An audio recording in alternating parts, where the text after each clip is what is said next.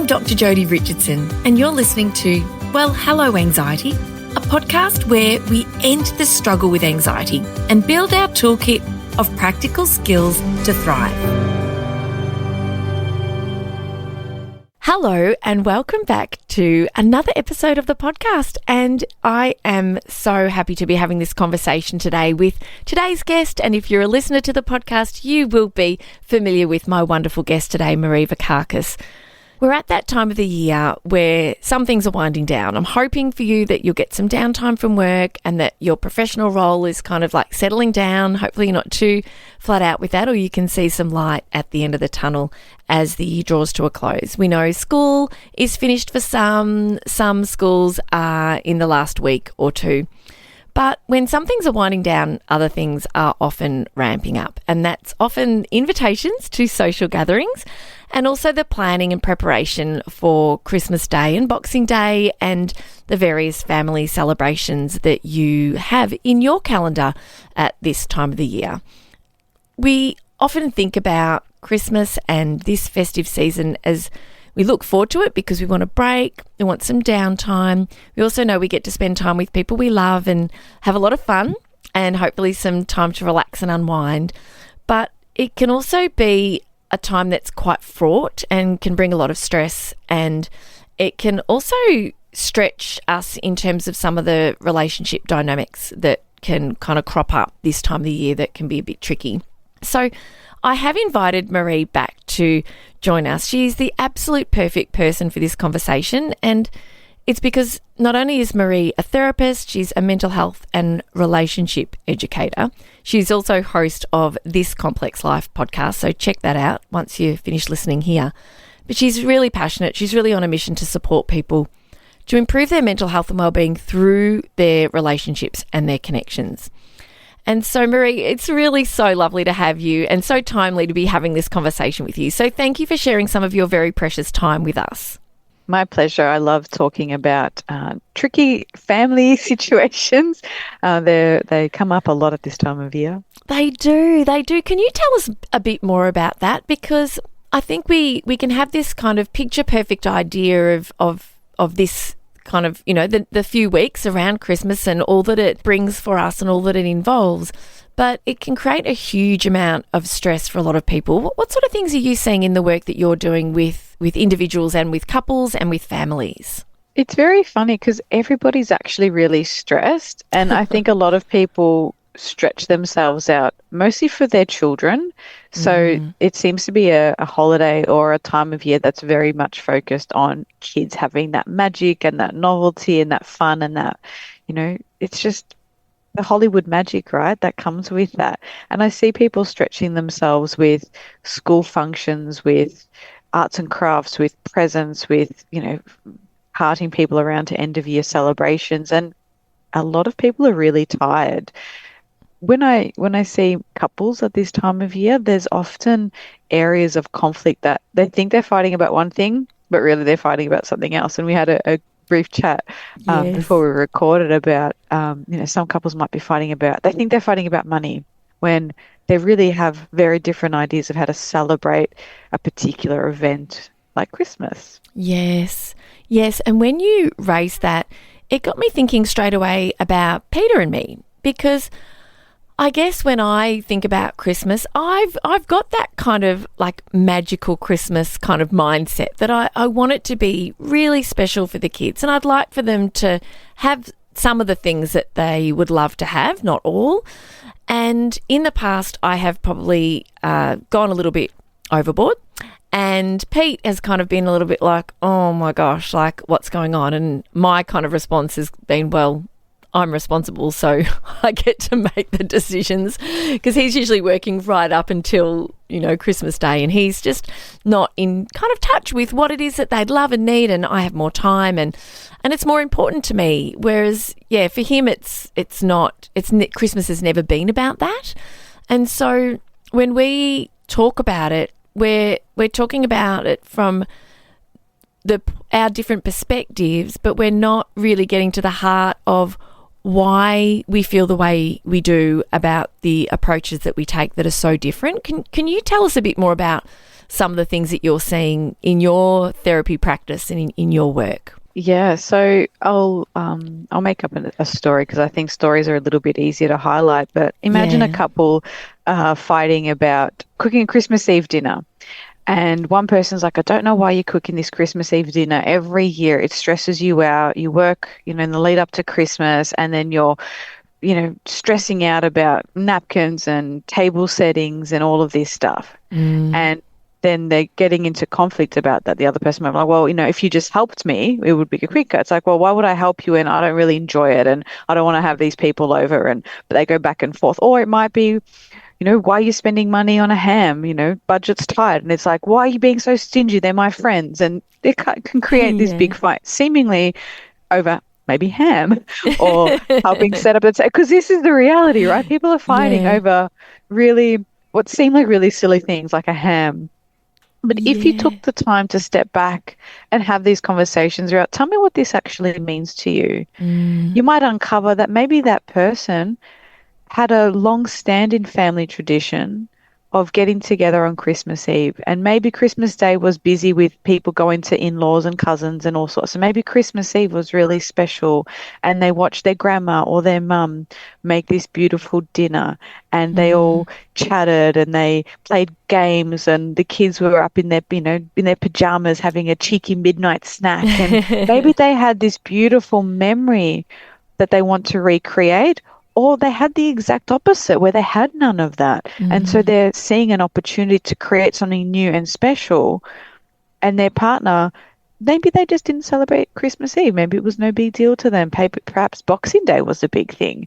Perhaps Christmas Day was. Maybe, they had maybe from a different cultural background where Christmas wasn't a thing at all. And so without understanding what that plan, what that dream, what that hope is, it's really hard to have empathy and then to problem solve and come up with a solution or a compromise. Oh, goodness.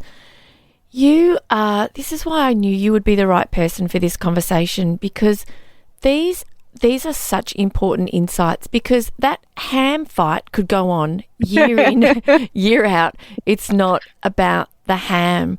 You got me thinking about, not related to Christmas, but when we go on a family holiday, the four of us, kids are 16 and 14, I like to do things. I like to have new experiences, whereas Pete likes to relax. Like he'd like to just get in the surf and swim, read a book. He's not into kind of what's one of the local attractions or let's go to this kind of local, and do this local experience. And we had disagreements about how to spend time when we were away.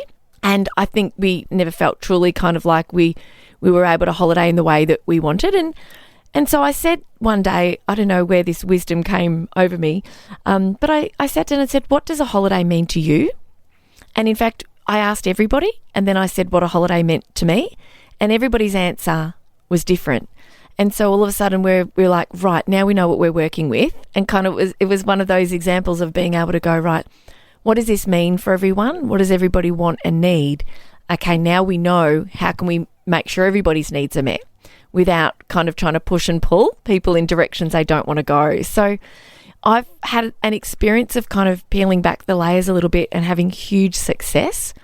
How would you approach a conversation if you've been fighting over ham? We'll stick with that great example. If you've been fighting over ham or who's coming or who's hosting all the work, and one of the things that you said too is somebody often in the family will do a disproportionate amount of preparation, planning and work. And how do you approach these conversations in a way that so the other person doesn't become defensive and that you might be able to find some sort of a resolution or at least some empathy for each other? Yeah, the first part of that is you could even say, look, I heard this podcast episode and it just made me think about our Christmas plans. I want to ask you, what's the dream behind this? What do you imagine happening or look forward to? And tone is very important. Like you don't want to say, so I heard this podcast and what's the dream here, right? That's not going to work. Tone is very important. And ask questions like, does that come from childhood? And again, tone, don't say, so is this from your family? Is this like a family thing, right? It's being really genuinely curious to know and understand that person. Like, what's the dream here? What would it be like if it wasn't fulfilled? Try and understand that. If you're concerned about someone taking a disproportionate share of the work, just simply saying to them, well, just don't worry about it, or nobody cares about the napkins, is so invalidating to that person, because they clearly do care. Yeah. Or maybe they have family that they want to spoil, or they want this picture perfect event. So coming at that with, again, curiosity, and if you are genuinely concerned, then maybe saying, every year I see what it does to you, and for the next few days you're absolutely pooped. And I see how important this is, because you need to know why it's important first. Yeah. Then you might say, I don't think we're going about it in the most helpful way. Do we have, like, what are our alternatives? What can we outsource? What can we go without? What can take the pressure off? So people aren't ready to problem solve if they don't feel that they're heard and understood. So simply just saying, yeah, I get it. It doesn't work. They want to hear you acknowledge exactly what it is you've heard. I see this is important to you. It's something you've done with your whole family for a decade, and you used to love when I'd say my great grandma, used to do this, and you're trying to replicate that dish, and this person would bring this, and it's so beautiful. And unlike them, we work full time and we can't stretch ourselves that thin. What do we do here? Yes. And allowing for that compassion and that empathy and that problem solving will come after that. So they're kind of two different conversations, but the similarity is in the curiosity. Yes, and the tone, as you emphasize so beautifully, that it's about that curiosity to I'd love to understand. I would love to understand. And so it doesn't end up you against the other person, but you work together as a team and solve the problem. And so, yeah, this idea that curiosity and openness, and also I think coming from the point of view that we're having this conversation and we're each having an opportunity to share what's important to one another, and looking at finding that middle ground and creating an experience that going forward meets everybody's needs, and so that there's less tension. Yeah, because compromise isn't lose-lose. It should be win-win. It's how can I help you get your dream, and how can you help me get mine? And when I do couples work, we might spend a whole session actually just understanding the dream behind a conflict, and then we might move into a bit of a compromise scenario. But I've yet to meet someone. Sometimes people actually want the exact same thing. They just have two different ways that looks. So both people might want family connection, but one pictures them lazing around in their pajamas until noon, and the other's picturing having a big table set up with family coming over, and the stray people you pick up along the way in this big batch. Yet they might actually want family and connection. It just looks very different, like you shared with your holiday. Yes, it's just so lovely to make time to ask those questions and then to hear the answers and to listen. And what I learned was that Peter and our son want a very similar kind of holiday, which is relax, unwind, no scheduling, nowhere to be at any certain time, and just kind of going with the flow. And I like to have some of that, but also to get out and have some, a new experience or a little adventure, or go and hire a kayak or a surfboard or something. And our daughter's a bit of a mix of two. And so now that we know that, family holidays moving forward will look very different, and it'll be so much more enjoyable. And I've had that experience of exactly what it is that you're talking to us about today, because that kind of conflict can just be annual conflict, can't it? And that anticipatory kind of stress, that anxiety leading up to Christmas, here we go again, without any conversations about it, it can be something that can not only affect Christmas, but it can have an effect on relationships, of course, can't it?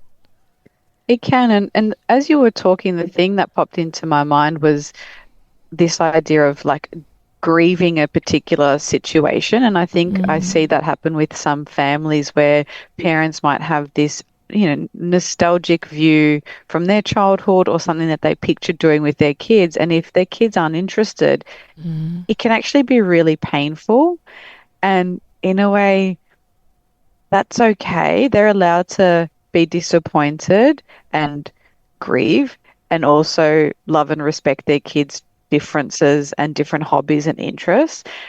And there's still room to see what you love about that. So if I've got some clients who hate camping. They cannot think of anything worse than being around bugs and dust and dirt and paper thin walls in nature. It's horrific for them. And I don't get it because I love that, but that's fine. But if they're the only one in their family that doesn't like that and their family love it, there's going to be constant tension unless they can figure out a way to connect differently. So perhaps for that family, once they understood what it means, why the other person finds it uncomfortable, maybe the parents like, we just pictured having these memories where you get to come and cook marshmallows and blah, blah, blah. So maybe they do a tiny house with a fireplace. Perhaps they do it as a day trip or a day hike or a picnic, or they hire a camper van for that. Like, you might get to then problem solve it so that the piece of that the family wants can still happen. Yeah. And that can't be forced, and that can't, you can't use shame and guilt and passive aggressive comments to get someone to comply with that. It won't work in the long term. It really fractures that relationship. Thank you, Marie. That's another great example. And I know there'll be listeners who are totally on board with you with camping, and others who are absolutely in the camp of, no, please book me a room or at least get me a cabin. It's about openness, it's about curiosity, and it's about trying to understand one another, and also, like you said, about compromise should be a win-win. And there are ways when we understand what everybody's needs are to meet everybody's needs, or at least mostly meet everybody's needs, which reduces conflict, and everybody has a lot more fun, no matter the situation, whether it is a family holiday or it is a Christmas lunch. What about for family members or friends? Like you say, you might pick up strays along the way, or have friends that join you for Christmas, or you've got gatherings where you're spending time with people who are not your immediate family, but you kind of have to brace yourself, and you feel like you kind of have to prepare to spend time with them because you're going to have maybe really big differences of opinion, or somebody might typically drink a lot of alcohol and become quite opinionated or loud or difficult. Or what do you suggest we think about, and how do we prepare to spend time with somebody who we know is going to be difficult for the few hours we're with them, so that we can kind of relax and enjoy ourselves and not feel kind of so on edge or anxious about what may or may not happen because of the time that we're spending with this person who might be a bit tricky?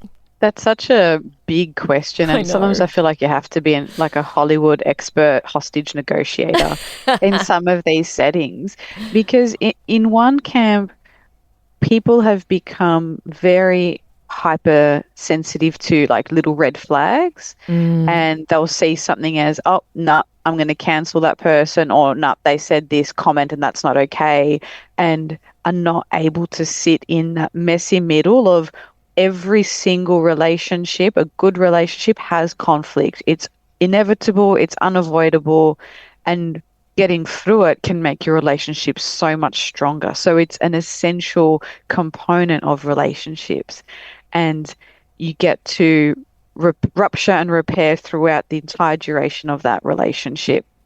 And then there's the other extreme where some people cannot set boundaries and tolerate really, really poor behavior. So situations need to be taken sort of as they come to figure out, how do I tolerate some uncomfortable situations? How can it's like a muscle that needs to be built up, that stamina. And where can I set a boundary? And the boundary is not for the other person to enforce.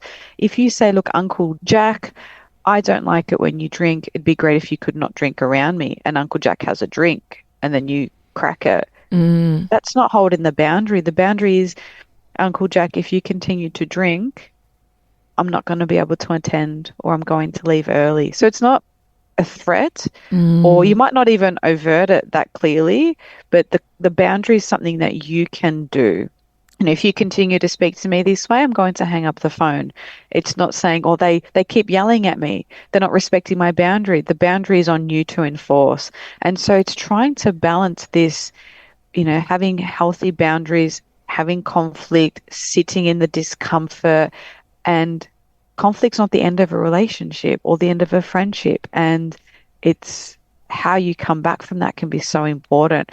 So I would encourage people to see this as a bit of a muscle and a skill that you can maybe experiment with or work on and grow and develop. And Christmas is, it can be a bit of a mixed bag and you still have some control. You get to choose. Maybe you arrive early before other people so you have more time. Maybe you leave early or you come a bit later, or, if you've got dietary requirements, maybe you bring your own food. Like there are some things where you have to figure out what's the part that you can control or the contribution you can make, because we can't change other people, but maybe us doing things differently, as a consequence, other people might change, but we can't go into that expecting it. Yes. Yeah. And I think that's a lesson that takes a long time to learn. Well, not everybody takes a long time to learn that lesson. It's taken me, depending on who we're talking about and the particular person I've got in mind, I won't mention who, but just to kind of learn this idea that we can't change other people, how other people choose to operate and function, like you say, can be influenced by the boundaries we set and hold firm. But as you say, we have the control of our boundaries and we have control of what we can do. We shouldn't expect other people to change. Often they don't. Sometimes they do a little, depending on the circumstances. But I think this idea that it's up to us and that we have that agency, and that's really empowering, isn't it? To think, well, okay, I don't feel great about Christmas Day because Uncle Jack comes and he always wants to talk about politics, or he says things that are a little bit rude, or he just ignores certain people or whatever. But we can think about how we want to operate and what we want for the day and how we can protect ourselves and put boundaries in place that help us to have the best time possible. They're really powerful suggestions. And I think it pays to think ahead, doesn't it, and plan a little bit if we've got someone who we know is going to be a little bit tricky, to think about what boundaries we might want to put in place. It's probably worthwhile taking some time out to do that, would you say? I think so. And boundaries can be very based on just your energy or capacity, and there might be some ones that are pretty consistent. But as you're talking about Uncle Jack, let's say there's different ways that you can handle it. You might say, look, that's a boundary. I don't like you making jokes like that. Or you can, in your head, know that and then just be like, yeah, so Uncle Jack, tell me about the best concert you've ever been to. Oh, I had no idea you liked that band. Tell me when you saw them on tour. Like, you can just come in and move the conversation to something else. You might look on Pinterest and find some, fun Christmas games that you can play. Everyone's seen all those reels going around of people with like paper cups on their hands trying to pick up cotton wool balls or something. Like, maybe you say, hey, I saw this thing and I'd love for us all to give it a go. So your boundary might still be, I don't want to hear these jokes. And you can handle it by tackling that directly or through doing more of the thing you would like them to do. Yes. And I think that's especially for parents with kids, that's a really great way to teach the behavior you want more of rather than just telling off. Because what if Uncle Jack has no idea? And maybe to his group of mates, that's appropriate banter. Or maybe he has no mates because of that banter. We don't know. Yeah. But by offering an alternative, and it's different. Like, if it's like, oh, do you want to play a game? People are like, no, grumble. But if you're like, hey, everyone, I know we haven't done this before. It might be a little bit weird. Could we give it a go for 15 minutes? Let's just see what it's like. I'd really appreciate it. You come in with that vulnerability and that excitement, people are more likely to give it a go. You can bring some of those games. You can bring, a deck of cards that have like conversation prompts. You might have some of those saved in your phone or on an app or in the notes section. Like, you can change the dynamic by what you bring. Yes, you can. And you can, depending on the group size, you can just steer away, like literally, physically away from people, or just spend as little time as necessary with the people and be polite. Like you say, you can shut down a conversation if you need to in a polite way, or you can steer it. Or direct people to do something else. There are choices, there are options. We don't have to be at the mercy of the way other people operate around us. which I think is a really lovely way to put it. You know, recently I was with my dad, and Dad has chronic pain, Marie, and it's really terrible for him. And I wanted to just lighten the load a little bit for Mum. So I said to Dad, look, I'm going to pick you up from home. I'm going to take you to the pain clinic, have the appointment city. And I was very interested to hear, what was being discussed as well. And by the time we did that and ran some errands for him and the like, I think we were together about 3 hours.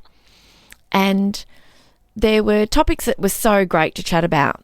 But then he started talking about American politics, and I just knew we had some different views. And I just said, hey, Dad, I have a really different view from you on this. This isn't something I really want to get into. And he's like, cool, and then I just kind of changed the subject. And it was a safe space for me to do that. I know my dad loves me. I'm not going to feel rejected. I don't fear kind of saying that. But what you've just said to us is you don't have to necessarily outwardly kind of shut down a conversation. You can steer it. You can just like in your head be thinking, right, this is not what I want to talk about, change the subject. There are lots of options, which I think helps reduce anxiety about these kinds of challenges, because we've got choice, and choice, is a powerful place to have. Choices is a powerful place to come from. Absolutely. And I love how you handled that, because you diverted the conversation somewhere else.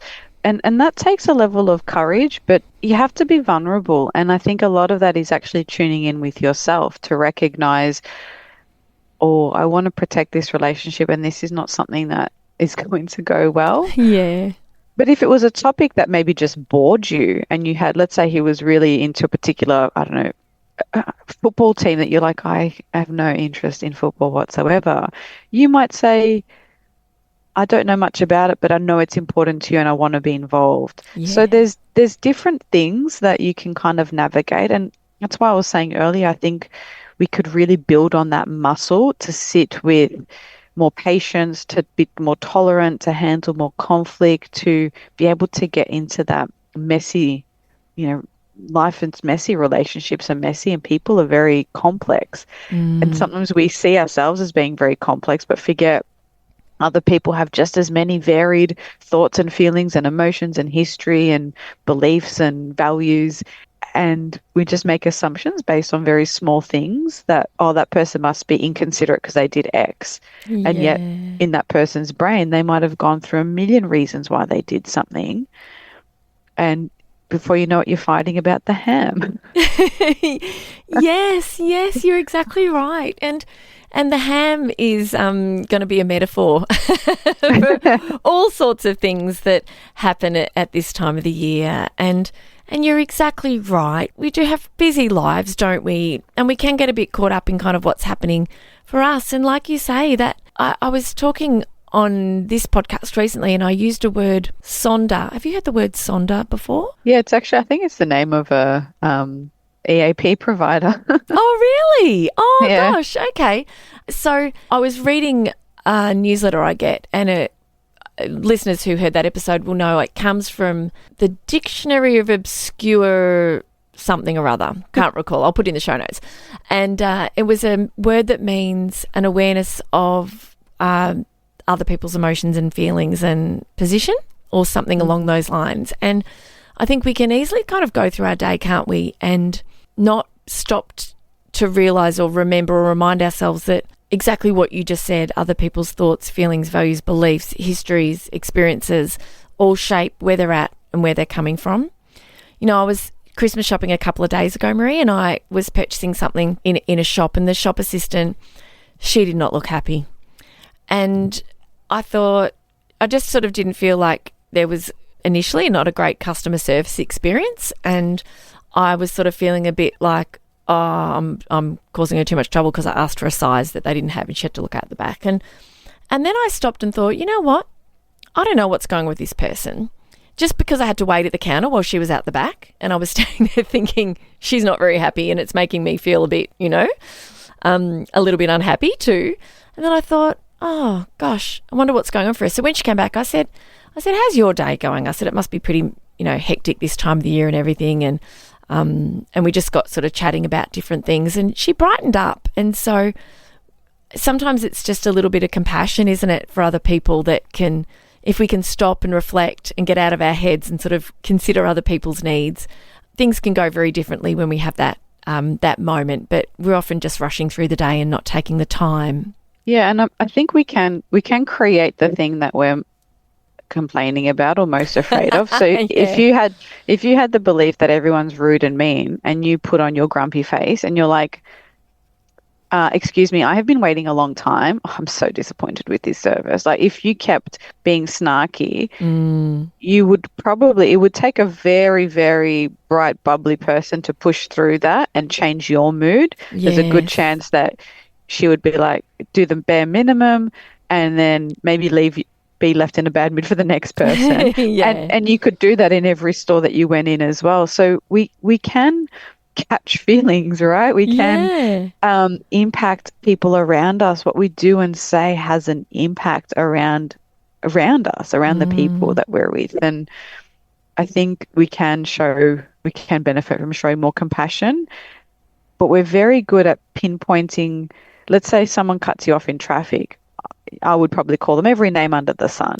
But if I was confused with my GPS and the freeways had changed due to roadworks and I was like, oh my goodness, I'm running late, I've got to cut through 3 lanes and get there, I would be like, I'm really sorry, doing the hand wave at the back, trying to, and I have the context in my mind of, I'm not a crappy person, I'm a good driver. I was running late, the GPS wasn't working, it got confused with the roadworks, so I just cut through. And so I would see my situation with all this context.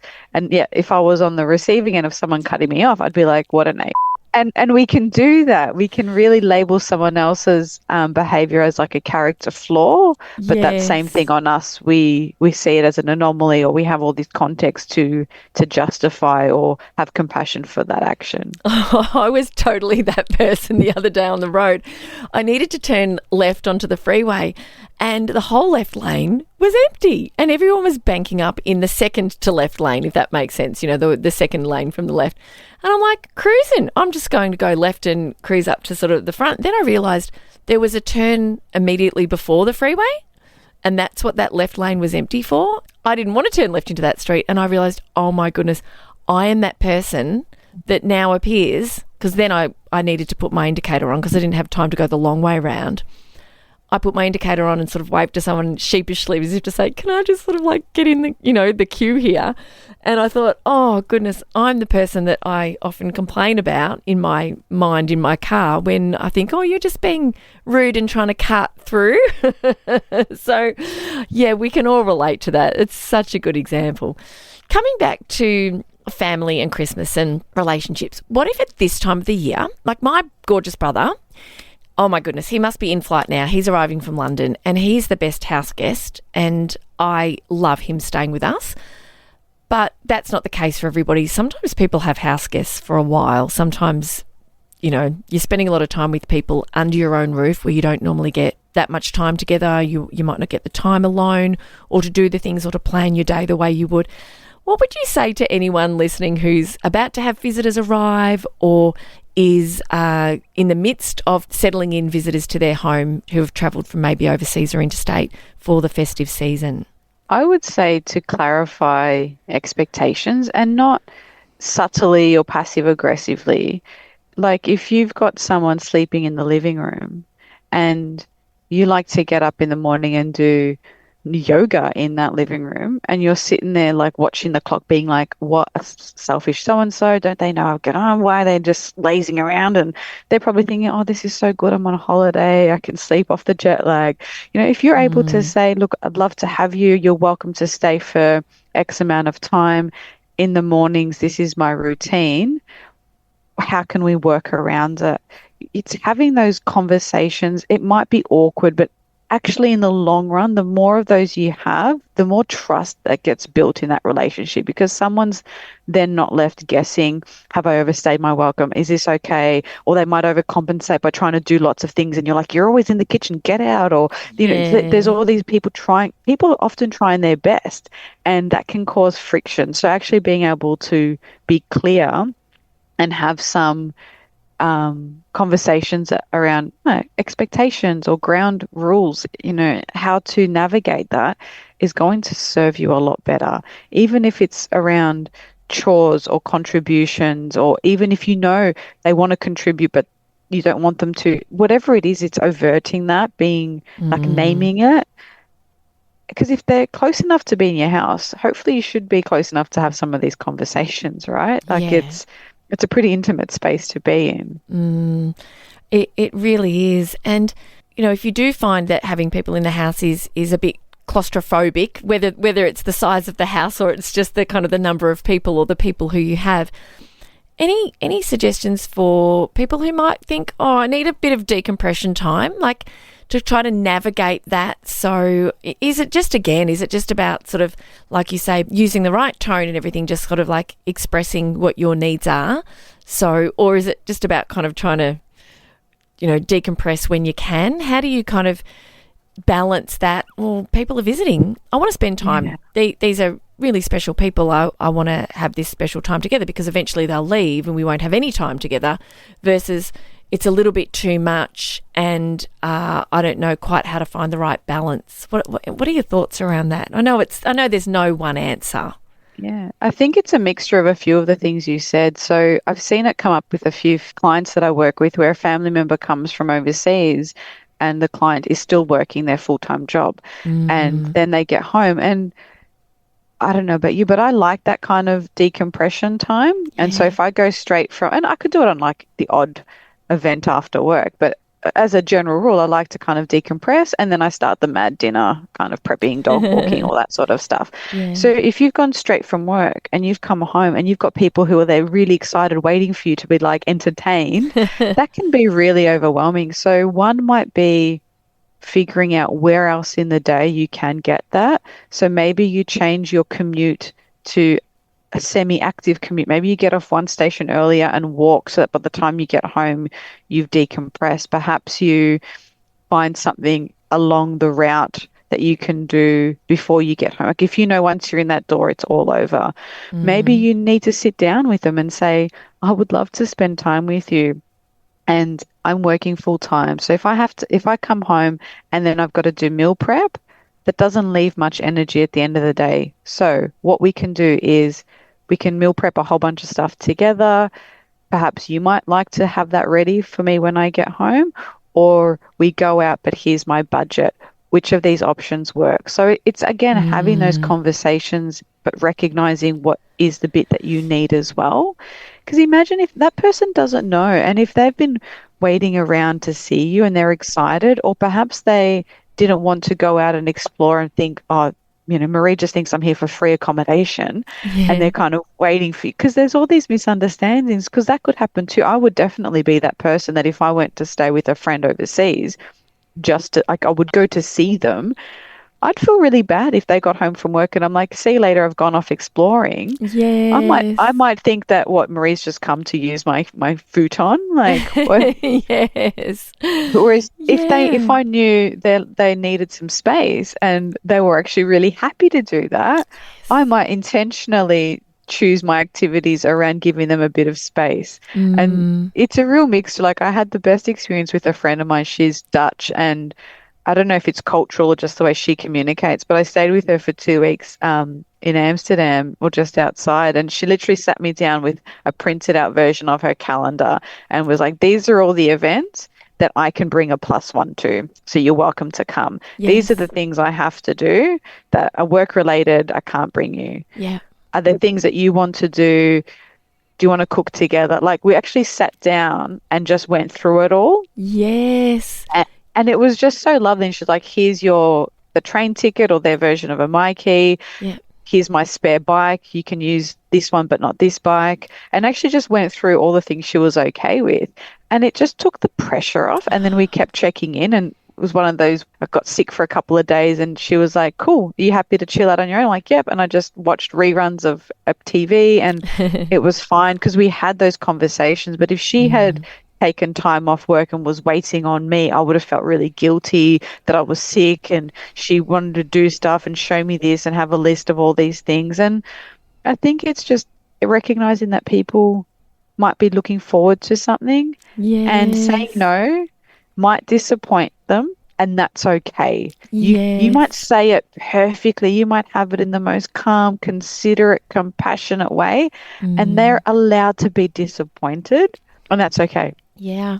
Everything that we've talked about today, if I were to sort of sum it up as we come to a close, it's about communication, isn't it? We've covered off across a lot, but when there's different expectations at Christmas and it's about the ham, let's talk about what Christmas means. When there's a conflict with a family member, you may be able to do what I did with Dad that day and sort of say, hey, I don't really want to talk about this. Let's change the subject kind of thing. Or it just comes down to the way that we communicate. When you've got family staying, it's about that open communication. But, it doesn't come easily. It doesn't come naturally. Some people find it easier than others. It depends on relationships, and there can be a lot of fear, like you've said, about harming a relationship and not being used to any conflict and then having that opportunity to repair. But what you have shared today, I know, has got me thinking about the questions and the conversations I want to have with Pete, and I'd really like to have with the kids as well, because they're old enough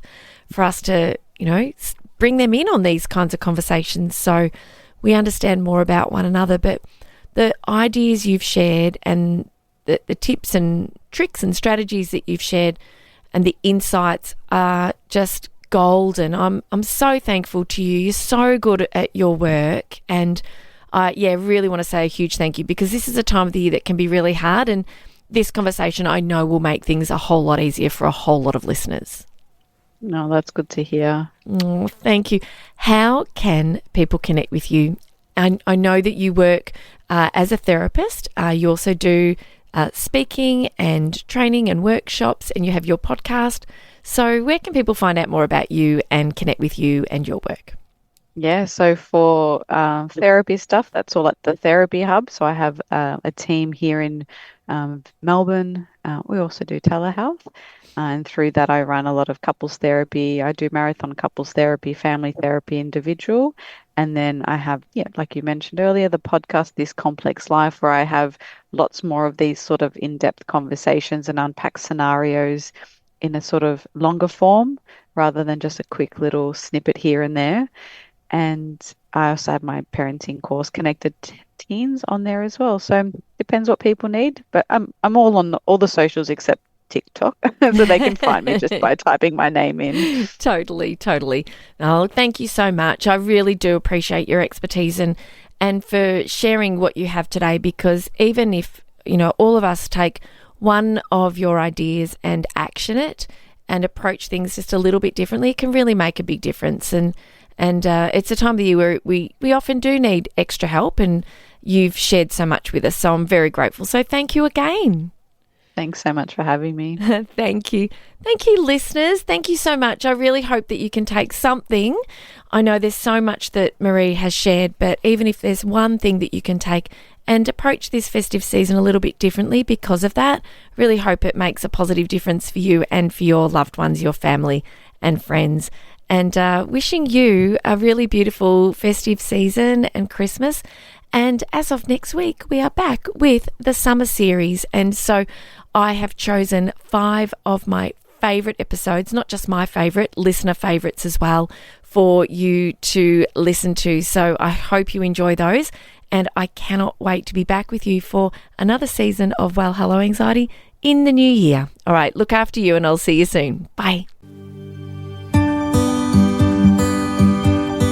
Thank you so much for joining me for this week's episode.